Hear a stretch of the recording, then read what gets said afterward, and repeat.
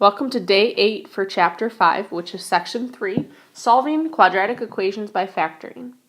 So today's video, we're not actually going to do the solving part, we're just going to do the factoring part. So today's video is no calculator, it's just going to be a review of factoring. First, we're going to review the 3 factoring methods that we did in the first video of the chapter, day 0. And then I'm going to introduce a 4th method. So the first 3 methods that we learned were GCF, greatest common factor, product sum, and then difference of squares. Starting with GCF. Remember that GCF is the greatest common factor. So looking at my 2 terms, my 6x cubed y minus 9xy to the 4th.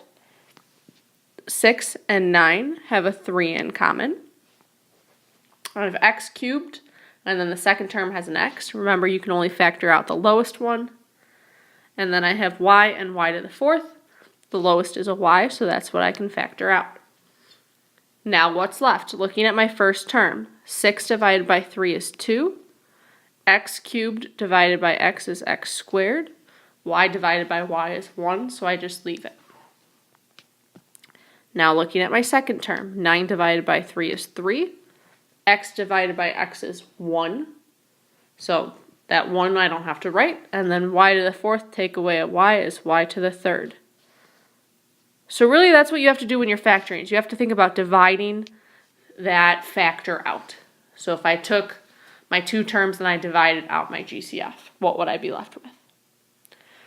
So that is your answer. Remember that you can check your answer by distributing that 3xy, and you should end up with what we started with. Right now, pause the video and you try the next one, please.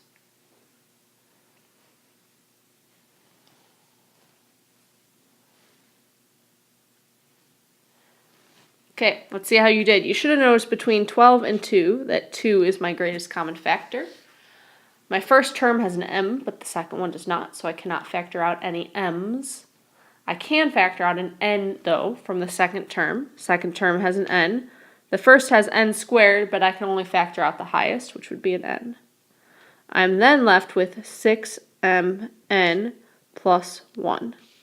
Please make sure you remembered that plus 1. That plus 1 acts as a placeholder, so that when I distribute the 2n, I end up with a 2n. So when I distribute this 2n to this 1, I'm going to end up with the 2n that I started with. So you have to remember that 1. Again, it's always a good idea to check your answer by multiplying back out. Okay, product sum. Remember for product sum that you are looking for 2 numbers whose product is the last term and whose sum is the middle term. So in this case, 2 numbers that multiply to 15 and add to be negative 16. You can probably figure out that that's x minus 15 and x minus 1. Negative 15 and negative 1 are going to multiply to positive 15 and add to negative 16. Okay, you try the next one real quick.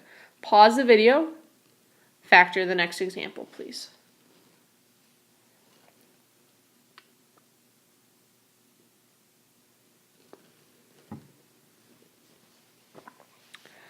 Okay, so you were looking for 2 numbers that multiplied to negative 72 and added to be positive 1. That should have been positive 9 and negative 8.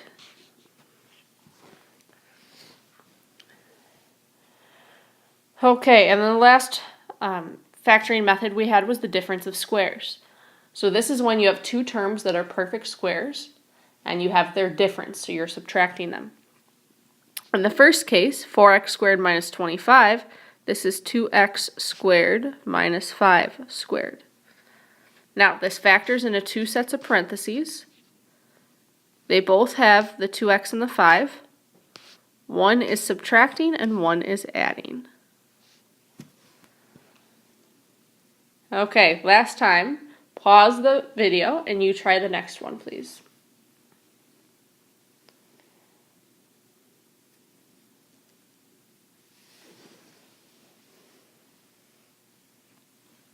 Okay, let's see how we did. 25x to the 4th is 5x squared squared. 16y squared is 4y squared. So Both factors are going to have the 5x squared and the 4y. One is going to be adding and one is going to be subtracting. Now, I neglected to mention before, it does not matter if you put the addition first or second. So the addition can be in the first set of parentheses or the second set of parentheses. Either way is correct. So that was supposed to be a quick review of the factoring that we've already learned. If I went too quickly, please make sure that you rewind and rewatch the parts that you need to. If you're solid on this, let's move on. So the next factoring that we are doing is called split the middle. So I'm going to take a minute to zoom in a little bit. So sorry if it ends up being a little wonky. Okay, so split the middle, you always have to do when you have a coefficient in front of the x squared that's not a 1. So the product sum that we did before, up above, we always had 1x squared, 1x squared, 1x squared. Anytime that you don't have a 1, you have to do split the middle. So you're going to start by multiplying the first and the last term. So 3 times negative 4 is negative 12. Now it's similar to the product sum. I'm looking for two numbers whose product is negative 12 and whose sum is negative 11, this number in the middle. Now you should be able to tell that those numbers are negative 12 and positive 1. Negative 12 and positive 1 multiply to negative 12, and they add to negative 11. Now here's what's different again. I'm going to rewrite my problem, keeping the first and the last term the same. I'm going to split the middle term though. Instead of writing negative 11x, I'm going to write in terms of two terms. I'm going to write negative 12x and positive 1x. So all I did was rewrite negative 11x. Negative 11x is the same as negative 12x plus 1x. Now I'm going to split down the middle and factor both sides. On the left side, I have a GCF of 3x. When I factor that out, I'm left with x minus 4. On the right side, the 1x minus 4, there's nothing really I can factor out except a 1, and I'm still left with x minus 4. At this point, your two sets of parentheses should match. If they don't, then you did something wrong. Now I have one more step, and that's the final factoring. Now, the parentheses that are repeated become one factor. So that's that x minus 4 is the one that's repeated. The other factor comes from what you factored out. So in this case, 3x plus 1. So this is your final factored form. Now, of course, it's a good idea to check your answer. So we're going to do that. So we have x minus 4 and 3x plus 1. 3x times x is going to give me 3x squared. 1 times x is 1x. 3x times negative 4 is negative 12x. And 1 times negative 4 is negative 4. Combining like terms, this becomes 3x squared minus 11x minus 4, which is what we started with. Now this is something that you probably covered last year in geometry and possibly in Algebra 1, so this should look familiar. Right now, I want you to attempt the next one. So I want you to try this problem right here. Pause the video and try it on your own. I know that we've only done one example together, but you should remember this. If you don't, that's okay, we're going to go over it. So pause the video, try it on your own, and come back when you're done, please.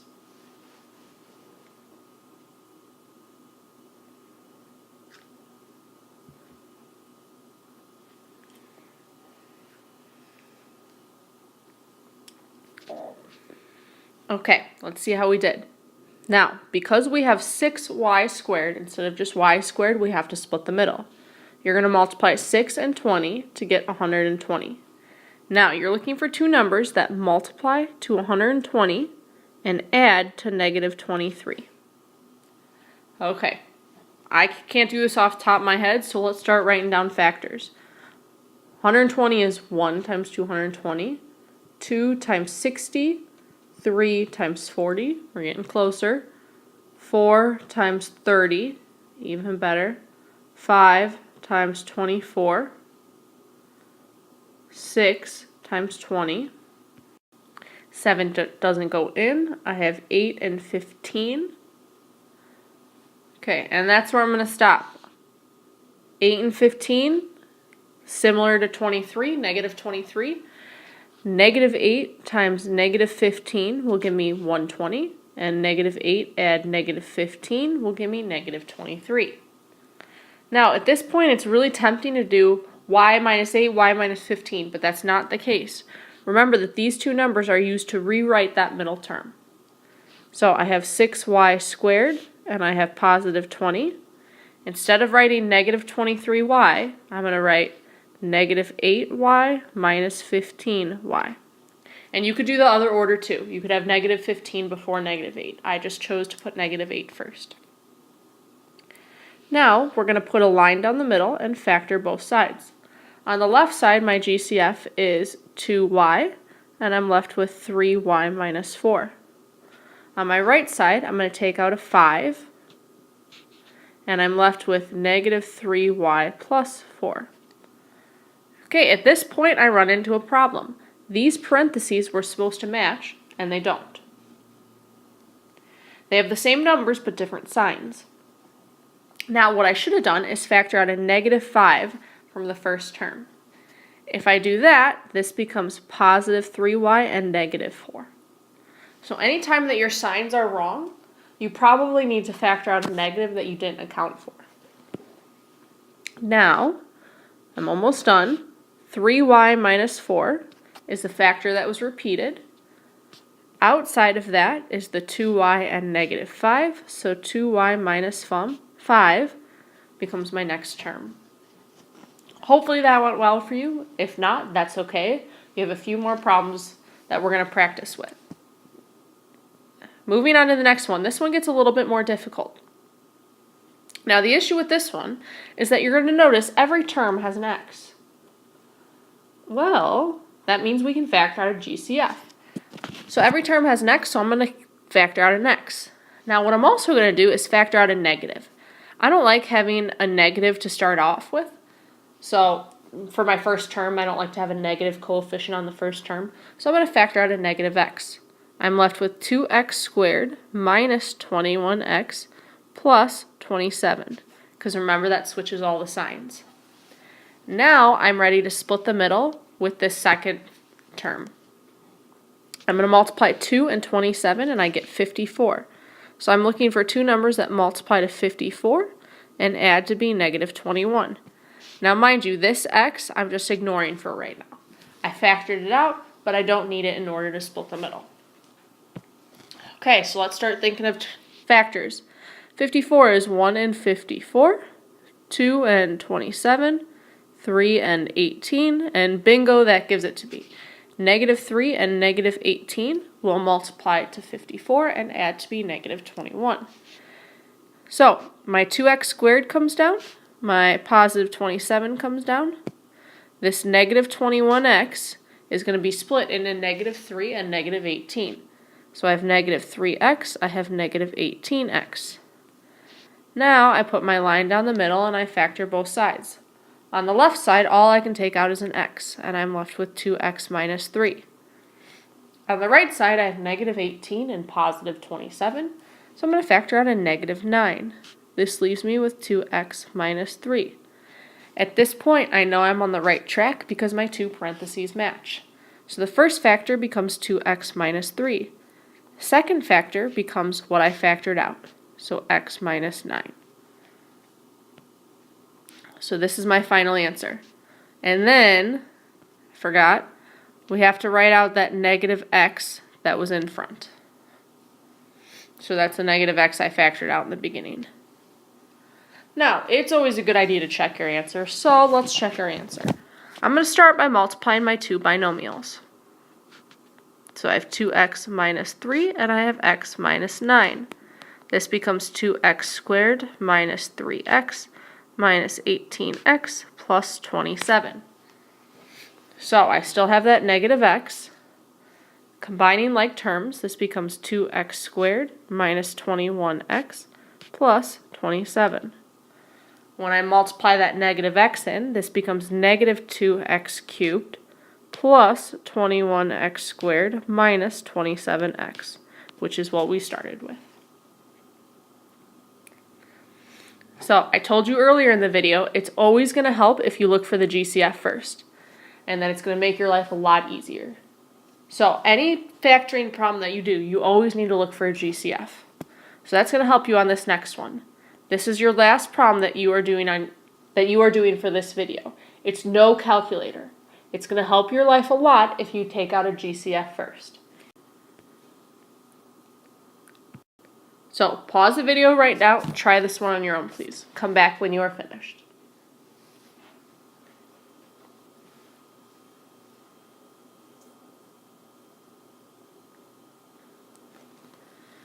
Okay, let's see how we did. If you factored correctly, you should have gotten negative 2 times 2x minus 3 times 6x plus 5. And again, you could reverse the order of those two binomials. So this order could be reversed. If you didn't, you made a mistake. If you made a mistake, go back and find that mistake. If you got that problem right, then I would like you to flip the page, and we're going to be moving on to a new type of factoring. Okay, so on this page, we're going to be factoring the sum and difference of cubes. This is something brand new to you. So the first page, you've seen all that before. This is new. Sum and difference of cubes, you're going to have two perfect cubes that you're either adding or subtracting. In the case of subtracting two cubes, so a to the third, that's a times a times a. B to the third is b times b times b. Okay, now to factor this, the first set of parentheses is going to be a minus b. So it's your two terms, and then if you're subtracting, you want to subtract the a minus b. Okay, so for your second set of parentheses, I wrote out that a times a times a and that b times b times b. So what I want you to do is I want you to circle every pair.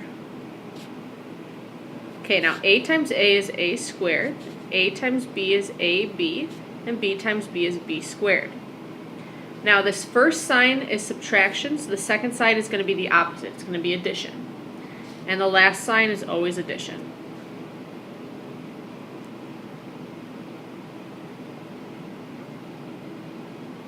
So the last sign is always addition. Second sign is the opposite of the first sign.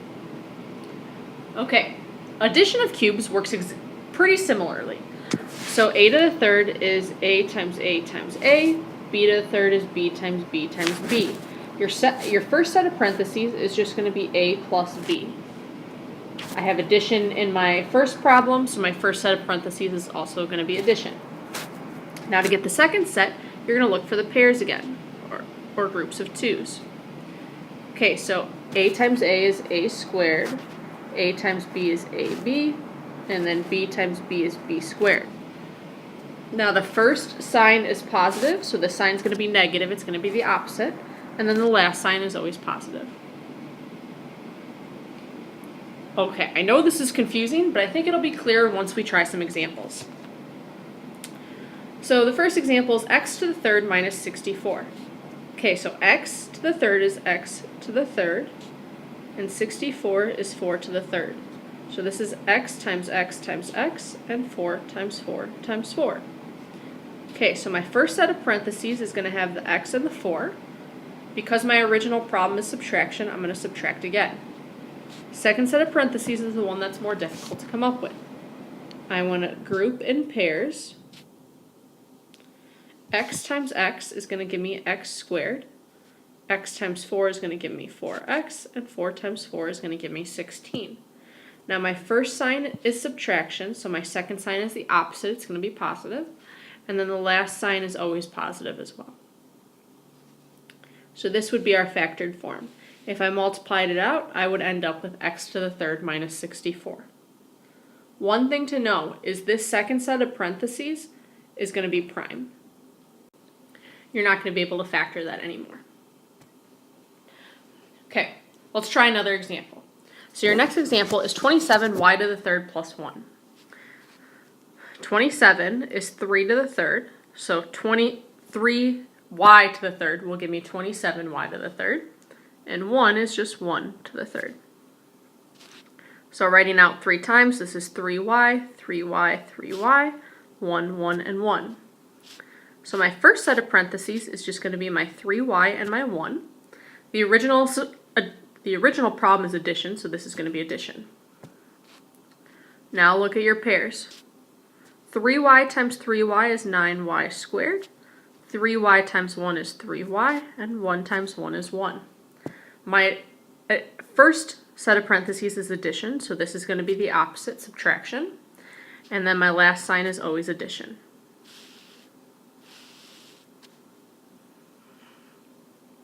So again, same process as the first problem that I did. Okay, we're going to do one more together, and then you're going to do one on your own. 8z to the 6th. 8 is 2 to the 3rd. Z squared to the 3rd will give me 8z to the 6th. So you just need to think here. 2 to the 3rd is going to be 8. Z squared to the 3rd would be z to the 6th, which is what I was originally given. 125 is 5 to the 3rd. So writing this out, this is 2z squared, and 2z squared, and then 5, 5, and 5. Okay, so my first set of parentheses is going to have the 2z squared and the 5. Because my original problem is subtraction, this is also going to be subtraction. Now I'm looking for my pairs. 2 times 2 is 4. Z squared times z squared is z to the 4th. 2z squared times 5 is going to be 10z squared, and 5 times 5 is going to be 25. Now, my first set of parentheses is subtraction, again, because the original problem is subtraction. So my next sign is going to be the opposite, it's going to be positive, and then the last sign is always positive. So this is the answer that you should have gotten. Okay, at this point, I would like you to pause the video and try this third one on your own, please. If you're not sure what to do, go back to this first example that we did together, which is similar to this problem. When you finish the problem, come back and we will go over it together. Okay, let's see how we did. So, x to the 3rd will give me x to the 3rd, and 3 to the 3rd will give me 27. So then you should have written out x times x times x, and 3 times 3 times 3. Now, my first set of parentheses is going to be x and 3. It's going to be addition, since my original problem is addition. Now, looking for my pairs, x times x is x squared, 3 times x is 3x, and 3 times 3 is 9. Because my first sign is addition, this is going to be the opposite, subtraction, and my last sign is always addition. So this is what you should have gotten. Remember that you're not going to have to factor that second set of parentheses, that second factor, because it's always going to be prime. So hopefully that one went well. If not, we have two more that we're going to do together. Okay, looking at this next one, x to the 6th minus y to the 6th. Now this is a difference of cubes because x to the 6th is x squared to the 3rd. Y to the 6th is y squared to the 3rd. So remember, in this case, you would just multiply the powers. So this is going to be x squared, and x squared, y squared, and y squared. My first set of parentheses is going to have the x squared and the y squared. My original problem is subtraction, so this is going to be subtraction. Now I need to look for the pairs. X squared times x squared is x to the 4th. In the middle, I'll have x squared, y squared. And then y squared times y squared is y to the 4th. My first sign is subtraction, so the second sign is going to be addition. And the last sign is always addition. Now, hopefully you've noticed, this first set of parentheses is a difference of squares. So that can be factored. That ends up being x minus y, x plus y, what we did on the front page. And then your second set of parentheses is prime, so it's just going to stay the way that it is. And that's your final answer. Again, this looks a little bit longer because that first set of parentheses, x squared minus y squared, we had to factor further. This last problem is for you to do. I will give you a suggestion and tell you first you need to look for a GCF. So right now, pause the video and come back when you are finished, please.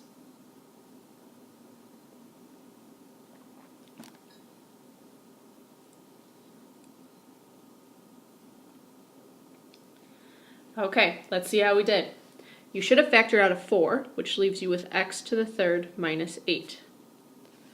This is going to end up being 4 times x minus 2, x squared plus 2x plus 4. If that's not what you got, then you did something wrong and you need to go back and find your mistake. Please bring any questions that you have to class tomorrow. See you tomorrow.